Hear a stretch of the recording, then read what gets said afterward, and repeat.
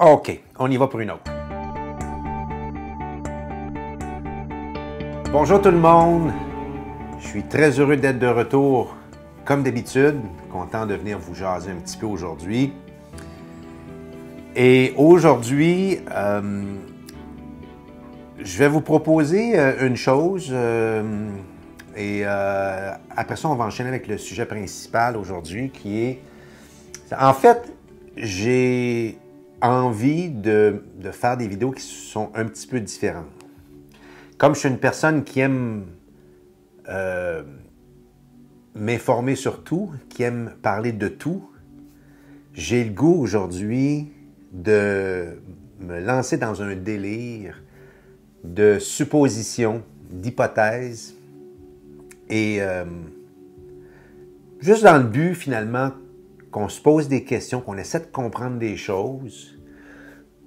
Mais aujourd'hui, je vais vraiment être flyé. Ceux qui ne me connaissent pas, vous allez peut-être me trouver flyé. Et espérant ne pas me faire censurer, je déclare dès le début que tout ce qui va suivre aujourd'hui, c'est juste des idées que je lance. C'est juste de la création. Je suis un artiste, je pense, en dedans de moi. Quand on a écrit plus d'une vingtaine de courts-métrages et qu'on a fait des films et on a écrit un long-métrage, puis on est acteur et tout ça, je pense que je peux me considérer un artiste. Et spécialement quand on est dans la création, d'écrire une histoire, d'écrire un scénario, au même titre qu'un peintre, ou au même titre que quelqu'un qui écrit une chanson, une musique. Je pense qu'on peut vraiment s'appeler créateur, s'appeler artiste. Quoique créateur, bon, il y en a probablement juste un vrai créateur, mais on est des sous-créateurs peut-être. Et aujourd'hui, ben, je vais me lancer dans des idées et je vous amène avec moi dans un petit voyage. Je veux vous amener dans des hypothèses, je veux essayer de comprendre ce qui se passe avec nos menteurs. Okay? Je vais devoir changer une couple de noms aujourd'hui pour ne pas me faire censurer. Parce que je le dis, je me répète, aujourd'hui, je vous amène dans mon délire. On va dire que je suis en train de brainstormer pour écrire un film. Et ceux qui ont, je m'excuse d'en reparler encore, ceux qui ont vu mon court-métrage de 8 minutes, The World We Live In, beaucoup de gens m'ont dit en regardant ça, quoi, tu as été devin face à ce qui se passe aujourd'hui. Parce que dans ça, on parle de tunnels, on parle des populations mondiales à 500 millions, on parle de gouvernements qui sont reptiliens ou associés à eux de très près, on parle de catastrophes imposées par les mondialistes, on parle de tout ça. Et si on prend ce film-là aujourd'hui, puis on le superpose sur ce qu'on vit, puis on l'ajuste, là, on fait juste des petits ajustements, on arrive pratiquement à copier-coller de ce qu'on vit aujourd'hui. En tout cas, dans mon cerveau dans mon cerveau d'être créateur. Ça se ressemble pas mal, puis il y a beaucoup de gens qui m'ont fait la remarque. Je pense que c'est pas pour rien que ce film-là a atteint 22 600 visionnements, je pense, en date d'aujourd'hui. Il a été très populaire. Quoi qu'il a été fait il y a 6 ans environ, il y a à peu près 2 ans, quand je l'ai repartagé en fonction de ce qu'on vivait tout le monde. C'est là qui s'est enflammé, puis les gens sont mis à le regarder beaucoup, puis à le partager et à comprendre peut-être la dimension qui se cachait derrière. Beaucoup de gens m'avaient demandé si j'avais été... et là, je viens de perdre mon moniteur. Je vais devoir vous travailler. Je n'ai pas de montre. Je vais devoir travailler sans moniteur et sans savoir à quel moment je vais atteindre mon 30 minutes. Mais j'y vais quand même. Donc, aujourd'hui, j'ai le goût de vous parler... j'ai le goût qu'on se pose des questions ensemble. Puis là, vous allez voir, là, je vous amène dans des zones où est-ce qu'on n'est pas allé souvent ensemble, où est-ce qu'on n'est probablement jamais allé.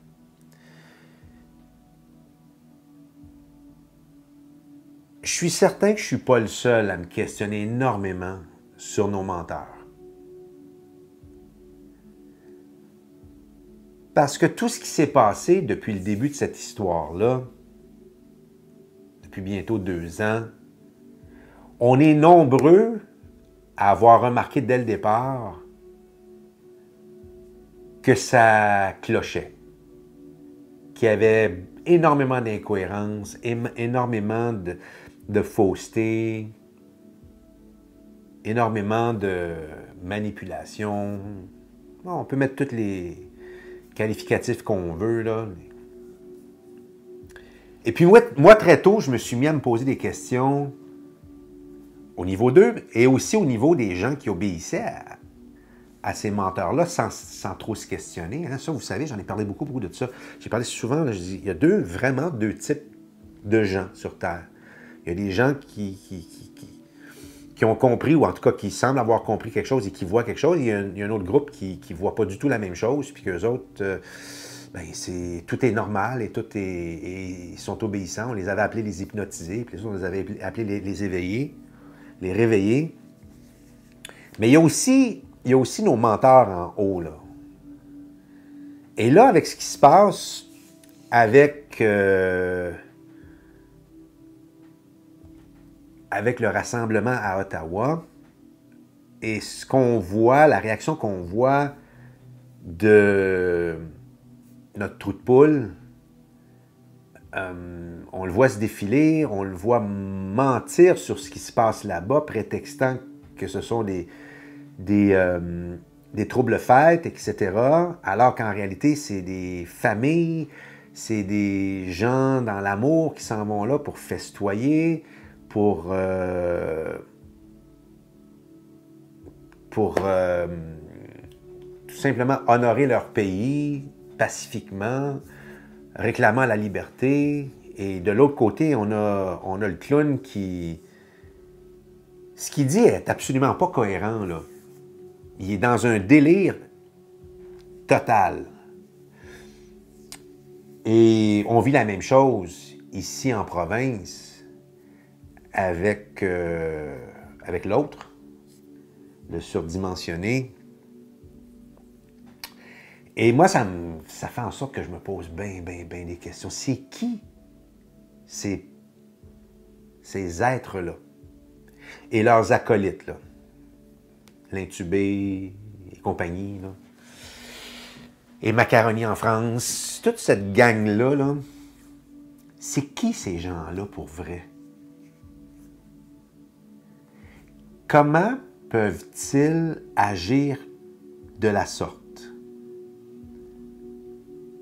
Pour moi, il faut vraiment pas être sain d'esprit pour agir comme ça. Il faut être dérangé. Peut-être qu'il faut ne pas être humain. Et chose certaine, ce sont des gens qui sont très dangereux. Très dangereux. Quand on se fait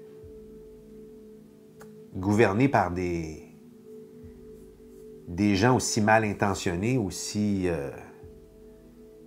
loin de la réalité et prétendant que c'est nous, la minorité marginale, alors qu'en réalité, c'est ce petit groupe d'élus-là, quelques centaines maximum au pays ici, là, mais en fait représentés par à peu près une dizaine.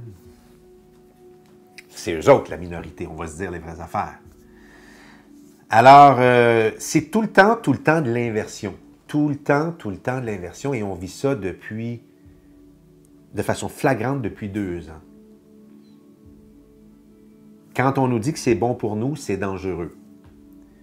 Quand on nous dit qu'il faut le faire, il ne faut pas le faire. Quand ils nous disent « ça n'arrivera pas », ça va arriver. Quand on nous dit « c'est violent », c'est pacifique.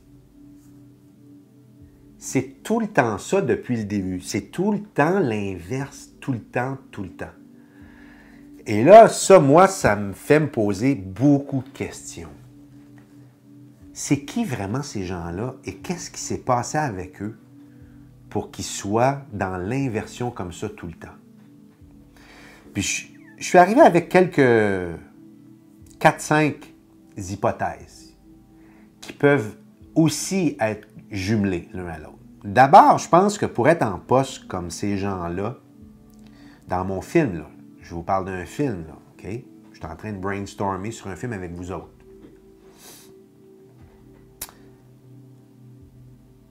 il faut être foncièrement très, très, très avare de pouvoir, de contrôle, d'argent, de popularité, mais beaucoup, beaucoup, beaucoup de contrôle et d'argent. Donc, je pense qu'il faut avoir une prédisposition. Moi, je suis convaincu que ces gens-là ne sont pas en place démocratiquement. On l'a vu ce qui s'est passé aux États-Unis avec le capitaine. Il s'est fait voler. Bon, il y a fort à parier qu'ici, ce soit la même chose. Qu'il y ait de la fraude. Donc, ces gens-là soient là, se retrouvent là, pas par hasard, mais parce que ces gens-là avaient le profil narcissique que ça prenait pour avoir les postes qu'ils ont. Prédisposition, être narcissique, puis être avare, puis avoir un ego surdimensionné, avoir un désir de contrôle absolu, ça, je pense que c'est une prédisposition. Mais il y a plus que ça, je pense. Parce que quand on les regarde, OK, des fois, il y a des... On peut dire qu'ils sont mauvais comédiens, là. Surtout ici, là, quand on les voit rire en conférence de presse, on se dit, ils se regardent et ils se font quasiment des clins d'œil. Moi, je ne les ai pas vus. Là. Moi, je vous dis ce que j'ai peut-être vu des petits bouts passer sur les réseaux sociaux. Là. On se dit, coudonc, ils se moquent, ils se payent notre gueule en pleine caméra, devant tout le monde. Mais souvent, ils ont quand même une face sérieuse, puis ils ont quand même l'air de se croire, eux autres même, d'y croire. Alors, ils ont peut-être une prédisposition, mais à mon avis, ils ont aussi une autre chose. Possiblement qu'ils ont subi les traitements MKUltra. Pour ceux qui me trouvent trop flyé dans mon film, dans mon histoire que je suis en train de vous raconter, là, toutes ces affaires-là sont vraies, là, okay? Ou en tout cas, quand j'aurai un doute, je le mentionnerai. Mais MKUltra, c'est documenté, c'est à Montréal, ça s'est passé à Montréal. Ça s'est passé à Montréal, cette affaire-là. Le nom de l'université ne me viendra pas. Là. À Concordia? Non, pas à Concordia. Enfin bref, ça n'a pas d'importance. Et soit dit en passant, je me suis fait poser la question dernièrement, qu'est-ce que ça voulait dire MKUltra? Je ne le savais pas, j'ai fouillé. Savez-vous ce que ça veut dire MKUltra? MKUltra, c'est Mein Kampf Ultra. Mein Kampf, c'est le livre de Hitler, Mon combat en français, Mein Kampf. Et ce serait lui qui aurait parti ces expériences de lavage de cerveau comme ça, dans le temps du nazisme. Et ça se serait rendu, bon, ici, probablement par les Américains, ils sont venus développer ça dans une université à Montréal et ils ont pratiqué ça sur plusieurs personnes qui sont aujourd'hui des gens qui sont... ils n'ont jamais redevenu sains d'esprit, ces gens-là. Ils ont toujours été perturbés. Alors, prenez des gens qui sont narcissiques à la base et vous leur faites subir un nettoyage de cerveau, un brainwash, et vous les rendez encore plus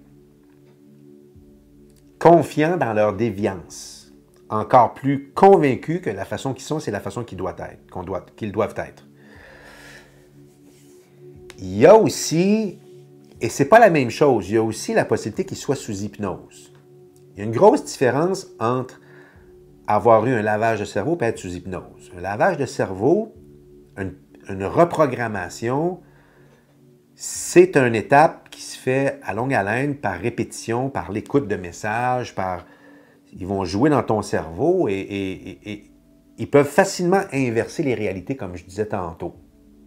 Donc, tu peux prendre quelqu'un et lui faire voir tout à l'envers. Le bien devient le mal et le mal devient le bien. Et toi, tu as raison et tous les autres ont tort. Ça se fait par un reformatage du type MKUltra. Alors que l'hypnose, c'est spontané. L'hypnose, tu es sous under a spell, tu es sous un... Ça va me venir tantôt. Et tu obéis momentanément à la personne qui te dit quoi faire. Quand c'est un spectacle, ben, il te demande de faire la poule sur le stage. Après ça, il te demande de danser en faisant la poule. Il te demande d'embrasser la personne que tu ne connais pas à côté. Il te demande de faire n'importe quoi et t'obéis parce que tu es sous un... sous le contrôle, mais je cherche pas je trouve pas la traduction de under a spell. Donc, c'est deux choses bien différentes. Et les deux peuvent aller ensemble aussi, là. Je veux dire, quelqu'un qui est déjà MK Ultra, quelqu'un qui est déjà reprogrammé peut être hypnotisé aussi. Et on peut lui faire faire aussi toutes sortes d'affaires. Et là, tu obéis aux commandes sous le temps que tu es sous hypnose. Et l'hypnose peut aller beaucoup plus loin que juste avoir un sort. Je savais que j'allais finir par le trouver. Qu'on te jette un sort sur toi, ça peut aussi être fait, et là, je m'en vais un petit peu plus loin encore dans la science-fiction, là. Il y aurait des gens qui auraient fait de l'hypnose régressive et qui se seraient rendus en Antarctique pour voir qu'est-ce qui se passe là-bas. Ils auraient vu des réunions entre leaders mondiaux et extraterrestres et différentes personnes de différents endroits. Et ils auraient vu aussi quelque chose qui pourrait ressembler peut-être à une tour qui émettrait peut-être des fréquences qui engloberaient tout le globe. Et il y en a peut-être ailleurs aussi. Il n'y en a peut-être pas juste une, ça. Il y en a peut-être à des endroits qu'on ne connaît pas. Et ça pourrait envoyer cette histoire-là un voile sur la Terre au complet pour justement garder les gens en hypnose, en changeant les fréquences, en leur faisant penser, en affectant leur raisonnement et leur façon de penser. Il y a aussi une chose qui dit que, j'ai entendu ça à quelques reprises, je pense qu'il y a à peu près comme 25-30% de la population qui est non hypnotisable. Et ça, on le voit bien quand on va voir un spectacle d'hypnose. Moi, ça ne marche jamais. J'ai beau, je n'ai pas vu tant que ça, là, mais il y en a eu à la télévision à un moment donné, quand j'étais jeune, il en faisait. Et j'ai assisté déjà, je ne pense pas que c'était Mesmer, mais peut-être que c'était lui, ça fait plusieurs années. Moi, ça n'a pas marché. Ce genre d'hypnose-là, ça ne marche pas avec moi. Mais ça ne veut pas dire que toutes sortes d'hypnose ne fonctionnent pas, parce qu'il y a des hypnoses, bien différents types d'hypnose, dont l'hypnose régressive, que j'ai bien hâte d'essayer un jour.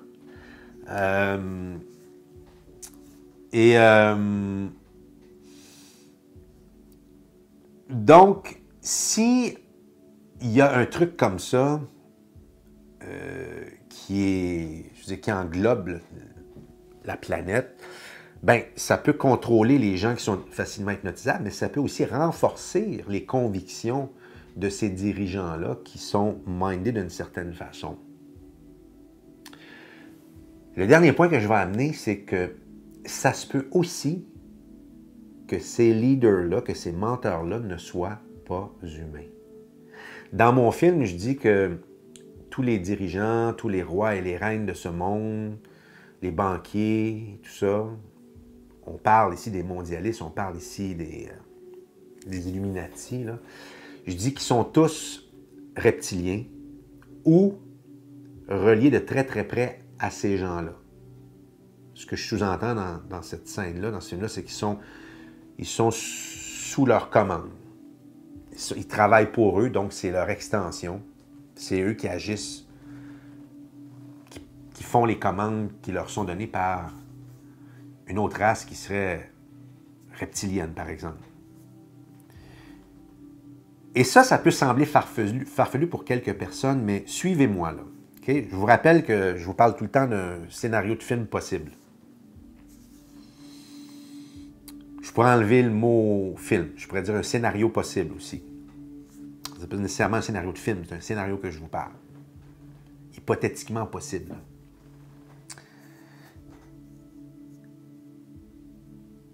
Quand on regarde la façon que ces menteurs-là agissent, ils mentent impunément, ils n'ont aucune honte d'agir de la sorte. Si on fait un parallèle avec ça, avec eux, de la façon qu'ils traitent leur population, la population, parce qu'elle ne leur appartient pas, là, la population, et de la façon que l'humain traite les animaux. Les animaux, on les met en pâturage, dans des enclos, on les garde dans des bocs, on les isole, on les nourrit, on les engraisse. Des fois, on leur donne un coup de botte, des fois, on les réprimande, ou peu importe. Hein, on a déjà vu ça, des animaux, des vaches se faire tasser ou se faire un petit peu brutaliser, juste une vache, tu sais. Ou des poules, tu sais, on les entasse, ça n'a aucun bon sens, les poulaillers, comment est-ce qu'ils vivent tassés là-dedans. Tout ça, sous prétexte que l'homme serait supérieur aux animaux. Et puisqu'on est supérieur à eux, on aurait le droit de les manger.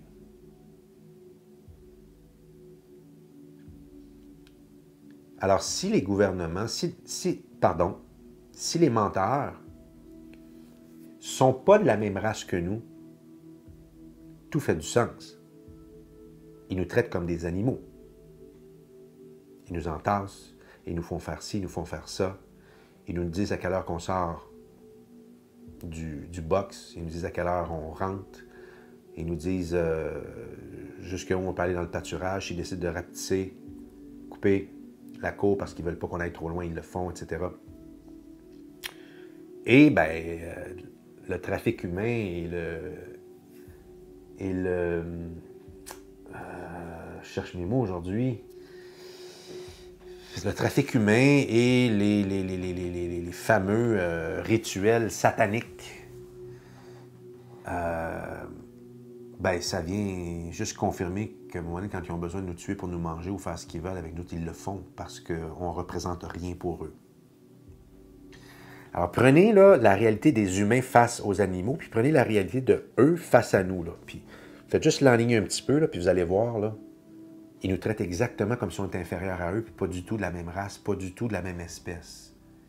Est-ce que ça se pourrait que ces gens-là ne soient pas des humains comme nous?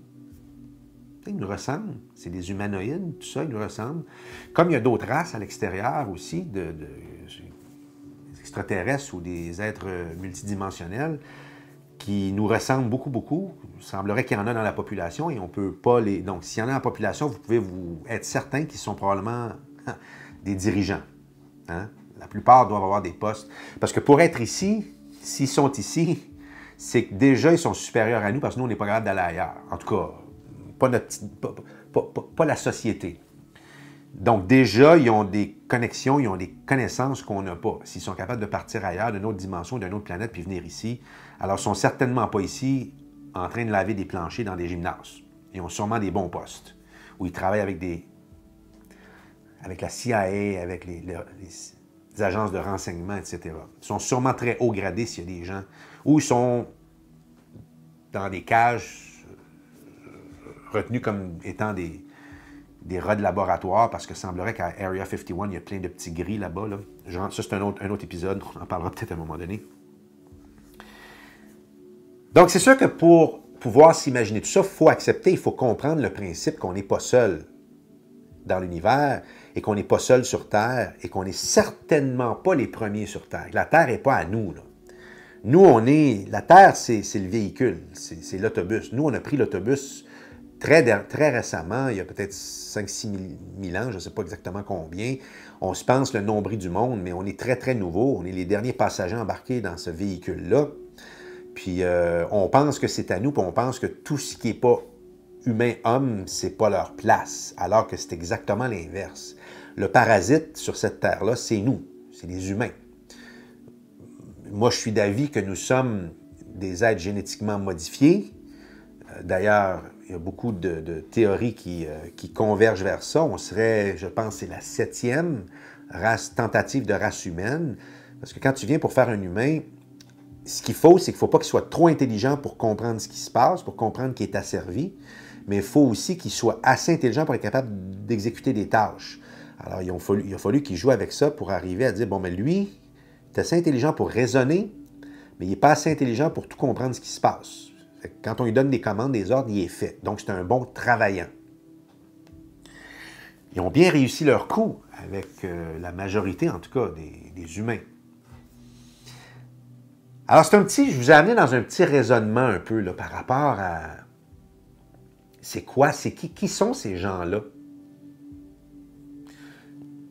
Moi, je suis persuadé que si eux sont humains, ils ont été lessivés, ils ont été programmés, ils sont avares et ils sont au service de gens plus haut placés qui, eux autres, sont probablement... Il y a une hiérarchie là-dedans, mais éventuellement, le plus haut, là, il y a certainement des gens qui ne sont pas humains.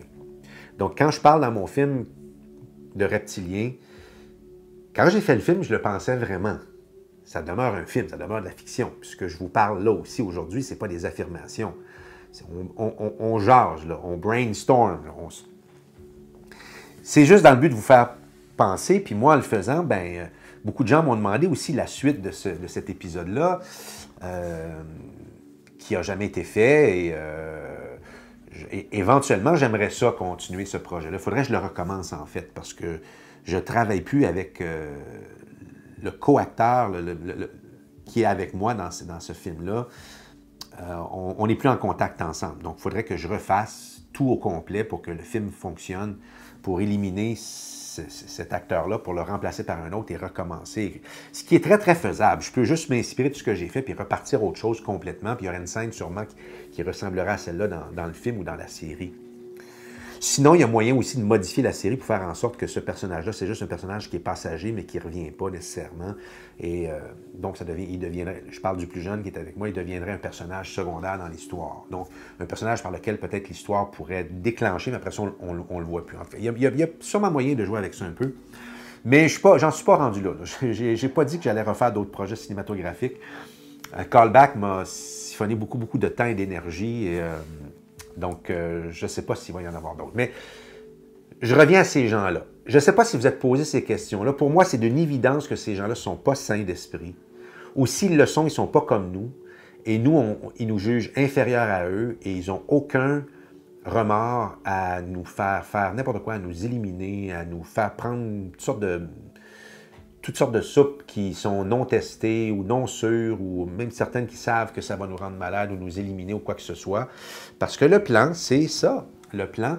Et vous regardez ces gens-là, les plus haut placés, je ne parle pas des menteurs, là, mais je parle de ceux qui sont en haut d'eux, ceux qui ont beaucoup d'argent.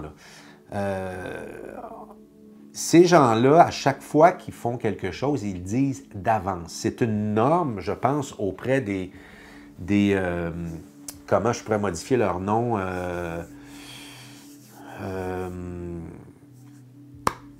Les francs M.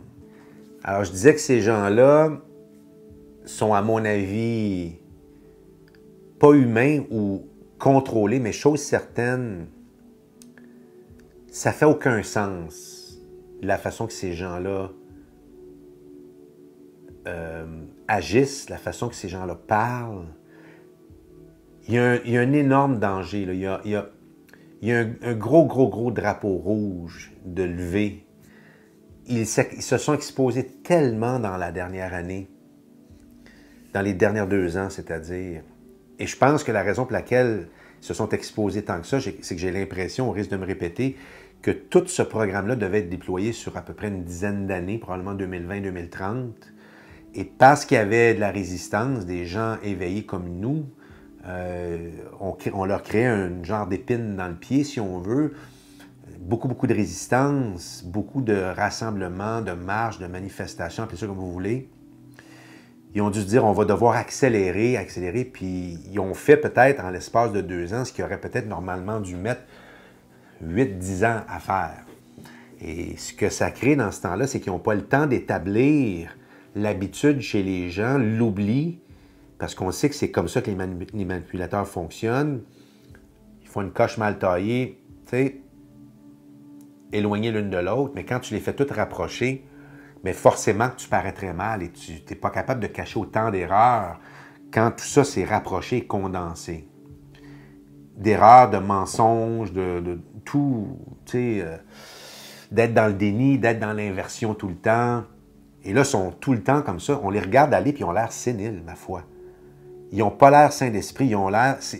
On regarde on regarde nos menteurs, là, puis c'est l'asile psychiatrique pour eux, là. C'est comme... Pour moi, ça fait aucun doute que c'est ça. Eux autres disent que c'est nous, mais encore une fois, c'est l'inversion. C'est tout le temps l'inversion. ce qu'ils voient chez nous, ce qu'ils nous reprochent, c'est tout le temps eux qui ont cette caractéristique-là. Alors, je vous ai amené dans une espèce de délire hypothétique, mais je dois avouer qu'il y a beaucoup de... Pour moi, c'est ce qui fait le plus de sens. Je n'arrive pas à expliquer ça autrement. Ces gens-là sont absolument sous un contrôle, sous une emprise. Je ne pense pas qu'ils sont conscients de ce qu'ils font. Je ne pense pas qu'ils seraient assez bons... parce qu'en fait, ils sont très mauvais comédiens. Donc, ils ne pourraient pas, à certains moments donnés, être aussi convaincus de ce qu'ils font en étant aussi mauvais comédiens qu'ils sont. Parce qu'on le voit quand ils essaient de nous en... Comment je pourrais dire? Quand ils dérapent, on le voit. Hein? C'est comme, surtout ici, dans la province, au Québec, là. On voit leur sourire, ils deviennent très gauches, tu sais. Mais à d'autres moments donnés, quand ils tiennent leur propre discours, je vous le dis, ces gens-là sont sous contrôle. Ces gens-là sont très dangereux, ils ne sont pas conscients. Ils sont persuadés qu'ils ont raison parce qu'ils ont été reformatés. Leur paradigme est complètement erroné. Et ils avaient un côté une avaricité qui faisait en sorte que ces gens-là étaient des gens idéaux, prédisposés à servir un plan plus gros qu'eux. Je vais terminer là-dessus. J'ai défoncé le 30 minutes. Il a fallu que je reparte. Ma caméra arrête à 30 minutes. Il a fallu que je reparte ma caméra pour clore. Alors, je vous remercie. C'était juste... J'avais le goût de parler de ces choses-là, puis j'ai le goût d'en parler encore plus, puis il y a plein d'autres affaires que j'ai le goût de parler. Jamais dans la certitude. Moi, je vais terminer en disant ce que j'ai déjà dit par le passé. Moi, je suis sûr de rien. J'ai mes convictions profondes, et je pense que quelqu'un qui est n'importe qui est vraiment convaincu de détenir la vérité et d'avoir raison, je pense que ce sont des personnes qui sont très, très dangereuses, qui se trouvent d'un côté ou de l'autre de la clôture. À partir du moment où tu es sûr de toi, tu es sûr de, pas de toi, tu es sûr que ta vision est la bonne, que ton opinion est la bonne, que ta perception des choses est la bonne, quand tu es certain de ça, tu es une personne très, très, très dangereuse. Alors, ne soyez pas trop certains que les réveillés ont raison et que les hypnotisés ont tort. Il peut très bien y avoir deux réalités superposées l'une à l'autre, parce que c'est ce qui a été annoncé, notamment par Dolores Cannon, avec sa théorie des deux mondes. Donc, il ne faut jamais être certain à 100%. De toute façon, on n'est même pas certain de ce que c'est que la vraie vie. Est-ce qu'on est dans un jeu, dans une matrice? On ne le sait pas. Chose certaine, les gens qui meurent, qui s'en vont, retournent à la source, mais qui reviennent parce que leur heure n'est pas arrivée, ils nous disent tous qu'ici, ça a l'air très, très fake. Que quand ils sont de l'autre côté, c'est là qu'ils sont vraiment dans la plénitude. Vraiment, leurs connaissances sont branchées sur une connaissance universelle. Ça aussi, c'est une autre chose qui nous rend captifs. Nous, ici, lorsqu'on vient ici, on oublie beaucoup de trucs. Et une des choses, entre autres, qui nous est imposée, c'est qu'on n'a pas la capacité de parler, d'être télépathe. Peut-être que ça peut se développer, mais la plupart des gens ne le sont pas. Et si on écoute tous les gens qui nous parlent de leur rencontre avec des êtres extradimensionnels ou extraterrestres, tous ces êtres-là, eux, communiquent par la télépathie. Donc, une autre preuve qu'on est inférieur, qu'on est jeune comme race, et qu'on est probablement, nous aussi, sous un voile, le voile que je parlais tantôt qui englobe la Terre, là, on est privé d'une capacité qu'on devrait normalement avoir. Est-ce que c'est un effet extérieur d'une espèce de voile sur la planète, ou est-ce que c'est nous, notre ADN, notre système dans lequel on a retranché cette capacité-là. Parce que les gens qui ont étudié l'ADN humain, ils sont tous d'accord pour dire qu'il y a eu une modification dans... Si vous écoutez Greg Braden, il en a parlé beaucoup de ça, il y a eu une modification, il semble y avoir eu une modification intentionnelle de l'ADN humain. Qu'est-ce qu'on nous a enlevé ou qu'est-ce qu'on a modifié? Mais moi, j'ai l'impression que la télépathie... Parce que, à partir du moment où on est télépathe, on n'est plus manipulable. Et c'est pour ça que la vie ici sur Terre, elle est si prise dans la dualité, si engloutie dans la dualité, c'est qu'on est facilement manipulable parce qu'on n'est pas télépathe. Alors, il faut développer son sens de l'intuition, chose que moi, je fais depuis toujours, mais encore plus maintenant. Mais c'est pas facile de développer le sens de l'intuition parce que l'intuition peut être près aussi un peu, là, elle peut être assez difficile à discerner. Est-ce que c'est mon ego? Est-ce que c'est ma volonté? Est-ce que c'est ce que j'aimerais entendre, j'aimerais penser? Ou est-ce que c'est vraiment une intuition qui m'est envoyée? Alors, arriver à décerner là, la petite voix, moi, je suis encore dans ce processus-là encore. Je ne maîtrise pas ça encore très bien. Sur ce, je m'arrête ici. J'espère que vous avez aimé ma petite aventure. Petit questionnement par rapport à ces gens-là. Ils ne sont pas normaux. Ils ne sont pas normaux, ces gens-là. Puis c'est pas juste une question de qu'ils reçoivent des ordres puis qu'ils les exécutent. C'est pas juste ça, c'est beaucoup plus profond que ça. Ces gens-là, ils croient absolument à ce qu'ils font. Puis eux autres même, je pense qu'ils vont tomber des nues quand ils vont... Si un jour, ils se font réveiller puis ils se font... ils réalisent qu'ils ont été formatés de cette façon. En tout cas, c'est une opinion que j'ai émise. Je vous laisse. Merci beaucoup d'avoir été avec moi et j'espère qu'on se reparlera bientôt. Bye!